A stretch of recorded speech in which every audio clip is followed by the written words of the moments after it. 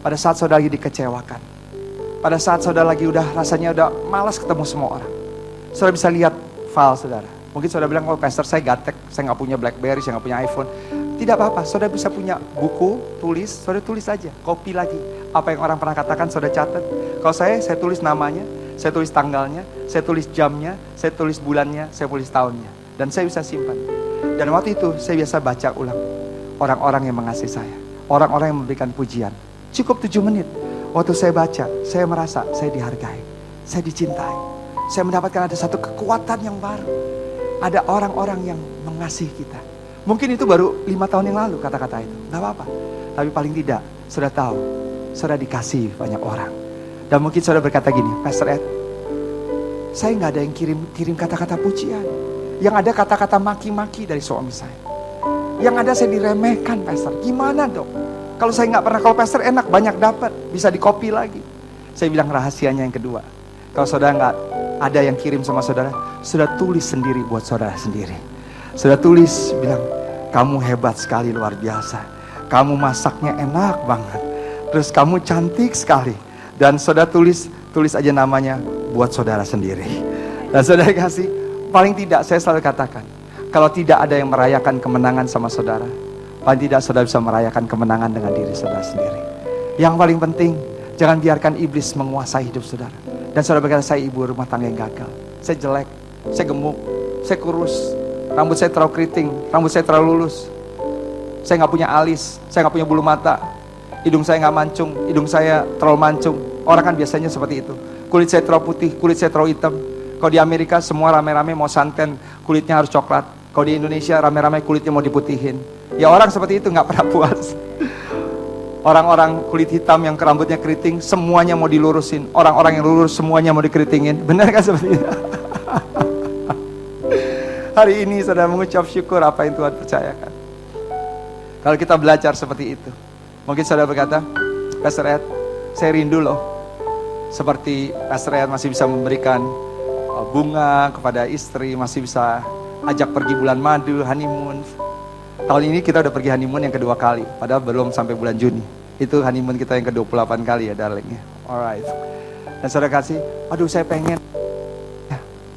Saya bilang gini, kalau saudara gak pernah dapat kiriman bunga dan kalau saudara rindu untuk dapat bunga, gini, saudara bisa lakukan satu hal. Saudara pergi ke toko bunga, ya. Saudara pesen bunga yang paling saudara suka. Orang tanya, Bu, bunganya mau dikirim ke siapa? Tulis nama saudara, ya. Tapi jangan tulis pengirimnya diri saudara sendiri. Kirimnya dari secret admirer, orang yang mencintai saudara. Dan kalau saudara bekerja, saudara bisa bilang, kirimnya ke kantor ini, kirimnya ke toko ini. Dan saudara tunggu pas waktu teman-teman saudara lagi kumpul. Dan saudara ajak teman-teman saudara, pura-pura gak tahu. Waktu teman-teman saudara datang, tiba-tiba tukang bunga datang. Ding, teman-teman saudara, ih kamu dapat bunga ya? Wih keren banget. Dan saudara gak tahu tuh, padahal saudara tahu saudara yang kirim. Waktu saudara terima kirim, ih bunganya cakep banget. Terus teman-teman saudara bilang, ih siapa yang kirim? Terus dia bilang, gak tahu tuh, ada orang yang mengasihi saya. Wah, kalau bisa saudara kirim setahun 2 kali. Itu bisa, kalau bisa memberikan sukacita buat saudara. Paling tidak saya ingin katakan dalam hidup, jangan biarkan kondisi situasi mencuri impian dan sukacita dalam hidup saudara. Ingat, kita punya Tuhan yang luar biasa. Apa yang Daud lakukan? Menguatkan kepercayaan kepada Tuhan, mengingat kebaikan Tuhan, dan kekuatan bukan dari luar, tapi kekuatan berasal dari dalam. Dan dia bangkit, dia kerahkan rakyat. Dengarkan baik-baik pengajaran saya. Kemudian, apa yang pernah dijarah, tidak ada satupun baik yang besar dan kecil, itu tidak kembali, semuanya kembali. Dan bukan itu saja, Daud dan orang-orang Siklak bisa menjarah barang-barang milik orang Amalek. Saya tahu orang-orang Amalek adalah perampok, teroris, secara manusia tidak mungkin bisa. Tapi saya ingin katakan, kalau Tuhan sudah bekerja, bagi Allah tidak ada yang mustahil. Hari ini kita berikan tepuk tangan yang meriah buat Tuhan Yesus. Bilang sama kanan kiri saudara, bagi Tuhan tidak ada yang mustahil. Saya diberkati pada ibadah siang hari ini. Dan mudah-mudahan malam hari ini kita akan jumpa lagi. Dan saya percaya penampilan itu penting, luar dan dalam. Saya punya kakak dari papa ya, jadi tante-tante saya. Tapi saya manggil semua mama ya, Mama Grace, Mama Connie. Itu semua umurnya di atas umur 75 tahun. Dan waktu kita kemarin jalan-jalan ke San Francisco, tahun berapa ya, 2010. Dan saya tahu mereka semua itu orang, wah kalau jalan-jalan, kita semua yang muda-muda kalah. Saya baru 43 tahun, istri saya baru 41 tahun. Mereka udah umur 75 tahun, umur 80, umur 82 tahun. Waduh, so dafted bahasa Belandanya, keren-keren banget. Rambutnya juga, waduh, belum lagi aksesorisnya. Wah, rantai-rantainya tuh semua, gelang-gelangnya semua. Pakai hak lagi jalan-jalan. Kita tuh jalan-jalan 2 jam udah bentar-bentar pengen duduk. Mereka jalan terus, gagak terus. Wah. Jadi saya ingin katakan, cantik tuh bukan hanya muda. Cantik bukan hanya harus badannya bagus. Oh, badannya gede-gede, saudara kasih. Tapi mereka tahu bisa memilih baju yang seperti apa. Nah, malam hari ini kita akan belajar. Artinya jangan kita menjadi korban mode juga. Karena teman kita pakai mode begini keren, oh kita ikut, padahal badannya nggak sesuai, ya kan?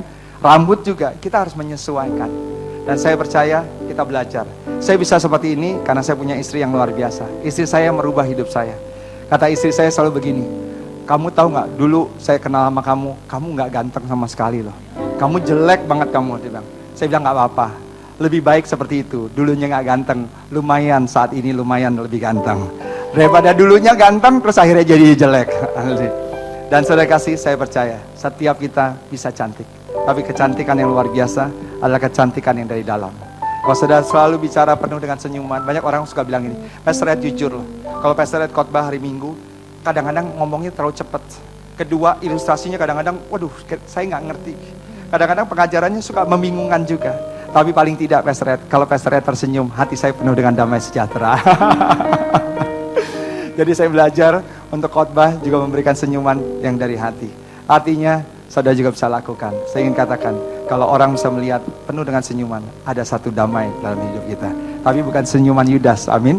Tapi senyuman penuh dengan sukacita. Bilang sama kanan kiri saudara, hari ini saya akan penuh dengan senyuman. Karena saya tahu kamu akan traktir saya pada siang hari ini. Kita berikan tepuk tangan yang meriah buat Tuhan Yesus, haleluya. Kita angkat pujian. Sebelum firman Tuhan tadi ada satu lagu, refnya. Oke. Mari kita bangkit berdiri sama-sama. Saudara diberkati pada siang hari ini. Puji Tuhan. Kalau saudara belum beli tiketnya, tadi saya dengar sih 700 tiket sudah habis. Yang pertama 500, terus kemudian dibikin lagi tuh 200, jadi udah 700 tiket. Saya sendiri belum tahu apa yang akan ditampilkan hari ini, karena ini event yang pertama kali. Ya paling tidak kita sama-sama belajar dari Ibu Elisa ya. Ibu Elisa ya, lebih dari semua itu, bagaimana kita bisa berpenampilan dengan baik. Angkat pujian ini.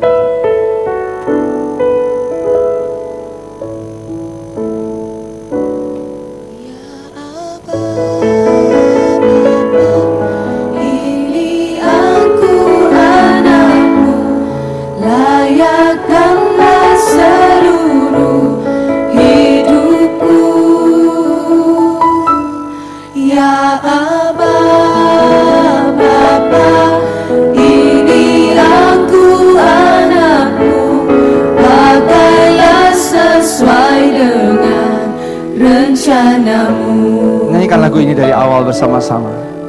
Ku mau cinta Yesus, katakan dengan sungguh-sungguh pada Tuhan. Amin. Ku mau cinta Yesus selamanya. Meskipun badai silih berganti dalam hidupku, ku tetap cinta Yesus selamanya. Ku mau cinta Yesus, katakan kepada Tuhan selamanya. dengan sungguh-sungguh dari lubuk hati saudara terdalam. Ku mau cinta Yesus selamanya. Terima kasih. Meskipun badai silih berganti dalam hidupku, ku tetap cinta Yesus selamanya. Angkat kedua tanganmu, haleluya. Ya Aba, Bapa, ini aku anakmu, layakkanlah seluruh hidupku. Maka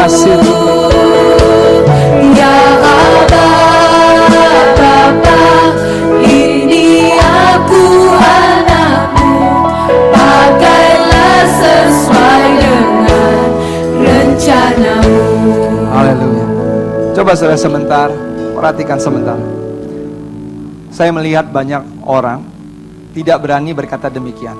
Pastor, I'm a good mother, I'm a good wife. Takut mereka berkata, saya adalah istri yang baik, Pastor. Saya adalah ibu rumah tangga yang baik. Saya adalah ibu bagi 3 anak yang baik. Kenapa? Karena mereka selalu melihat kekurangan-kekurangan yang mereka lakukan. Mereka selalu melihat kegagalan-kegagalan yang pernah mereka lakukan, baik sebagai istri, baik sebagai ibu, sebagai pribadi. Sehingga mereka tidak berani untuk berkata, I'm a good father, I'm a good husband, I'm a good wife. Tapi hari ini, mulai belajar.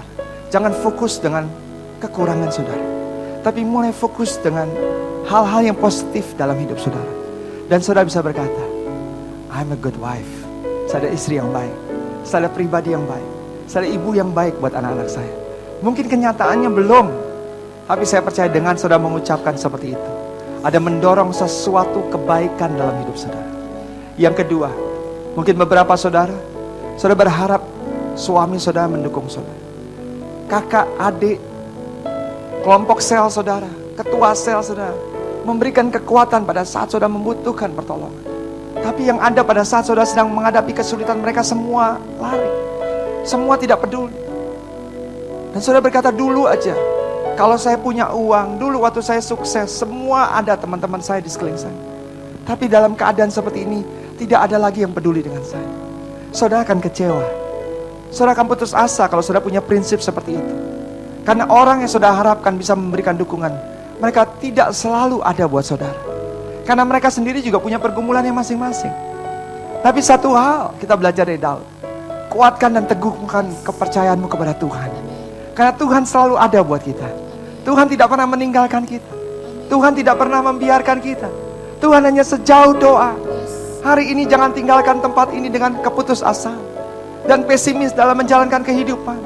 Sekalipun mimpi-mimpimu sudah terkubur 10 tahun yang lalu. But this is your moment. This is your turning point. Inilah waktu untuk saudara bangkit dan berkata, Tuhan, aku tidak pernah mau menyerah. Karena aku tahu bersama dengan Tuhan aku cakap melakukan perkara-perkara yang besar. Aku percaya bersama dengan Tuhan aku masih bisa melihat kebahagiaan. Aku percaya aku bisa disembuhkan, rumah tanggaku bisa dipulihkan, aku bisa memiliki kehidupan yang harmonis, Tuhan. Aku bisa menikmati surga di dunia ini. Aku percaya, Tuhan, bagi Tuhan tidak ada yang mustahil, dan bagi orang percaya juga tidak ada yang mustahil. Oh, kita berikan tepuk tangan yang meriah. Lebih meriah lagi buat Tuhan. Angkat refnya sekali lagi, haleluya. Angkat tangan saudara. Ini aku anakmu, layakkanlah seluruh hidupku. Makasih Tuhan. Ya Aba, Bapa, ini aku anakmu, pakailah sesuai dengan rencanamu. Ya Aba, Saudara, ini aku. saya ingin katakan, saya berdiri di sini bukan karena saya sempurna, bukan saya menjadi suami yang sempurna, bukan menjadi ayah yang sempurna buat ketiga anak saya. Saya tahu saya masih banyak kekurangan, tapi paling tidak saya bisa berkata, saya adalah suami yang baik buat istri saya. Saya suami yang begitu mengasihi istri saya. Walaupun dalam waktu saya mengasihi istri saya, mungkin banyak hal-hal yang tetap menjengkelkan dia, yang mungkin kadang-kala ada melukai hati dia. Tapi saya mau berkata, saya mau menjadi pribadi yang lebih baik hari lepas hari. Saya bisa menjadi ayah yang baik buat ketiga anak saya. Kemarin saya meluangkan waktu bersama dengan anak saya. Kita berenang bertiga. Jadi pas waktu kamu lagi syuting acara TV, saya bilang, I will spend time with my beloved kids. Ya, kemudian saya, Rachel, saya, JC sama IJ, kita pergi, kita berenang bertiga. Terus habis berenang bertiga, pas pulang, karena mereka merasa kedekatan dengan ayahnya. Yang satu kan usianya 10 tahun ya, JC ya. Yang JC, IJ itu 3 mau 4 tahun. Terus waktu pulang, kan mau mandi, karena di mandi tempat kolam renang kayaknya sayang waktunya, saya bilang mandi di rumah. Yang ada dua-duanya, semuanya mau mandi sama dedinya. Jadi I want to take a shower with daddy. Ya udah, jadi saya keramasin dulu anak yang saya yang kecil. Terus kemudian habis itu keramas, mandiin anak yang besar yang usia 10 tahun. Terus baru saya mandi. Sesuatu hal yang sederhana, tapi memberikan kebahagiaan buat saya. Anak saya yang satu lagi dapat berkat dari kakak saya untuk ke Singapura selama seminggu karena dia di international school, jadi lagi libur. Bisa nonton Lion King, bisa jalan-jalan. Setiap hari, sehari bisa 3 kali, 4 kali. Dia telepon saya, anak saya yang perempuan yang paling gede. Bahkan gak ngomong sama mamanya, ngomong sama papanya. Dia bilang, I miss you daddy, dia cerita semua, dia pergi ke sini, pergi ke situ. Saya bisa berkata, I'm a good father. Bukannya berarti karena saya waktu masa kecil saya tidak ada kebahagiaan, berarti saya akan memperlakukan anak-anak saya seperti waktu saya dibesarkan, tidak. Saya ingin katakan, mungkin saya kehilangan masa-masa kebahagiaan itu. Tapi sebaliknya, saya tidak mau itu terjadi buat anak-anak saya. Dan sama dengan hidup saudara, mulai hari ini bisa mengakui bahwa saudara pribadi yang baik. Di tengah-tengah kekurangan kita, bukannya kita menjadi sombong, tapi kita percaya Tuhan akan sempurnakan kita, hidup kita hari lepas hari, biar malah hidup kita, nama Tuhan dipermuliakan. Kita berikan tepuk tangan yang meriah buat Tuhan Yesus. Kaum ibu terkasih, saya percaya kita sudah telah dengar banyak hal hari ini. Jangan pernah menyerah dalam segala masalah tantangan dalam hidup, karena kita tahu sekalipun tidak ada satupun yang support kita, Tuhan kita selalu setia kepada hidup kita. Dan sering-sering kirim bunga kepada diri sendiri ya ibu-ibu ya. Kalau suaminya nggak seperti suami saya yang suka kirimin bunga, karena banyak ibu-ibu bilang, wah enak banget ya dikirimin bunga terus. Kalau saya dikirimin duri terus sama suami saya gitu ya. Tapi percaya, pemulihan pasti akan menjadi bagian kehidupan kita. Amin. Mari kita tundukkan kepala, kita pejamkan mata, dan Livi mau berdoa. Terima kasih Tuhan. Bapak, saat ini Tuhan kami satukan hati kami di dalam doa, karena kami percaya Bapak ketika kami berdoa bersama-sama sepakat, maka kuasa Allah akan menjadi bagian kehidupan kami. Saat ini Tuhan kami angkat tangan kami.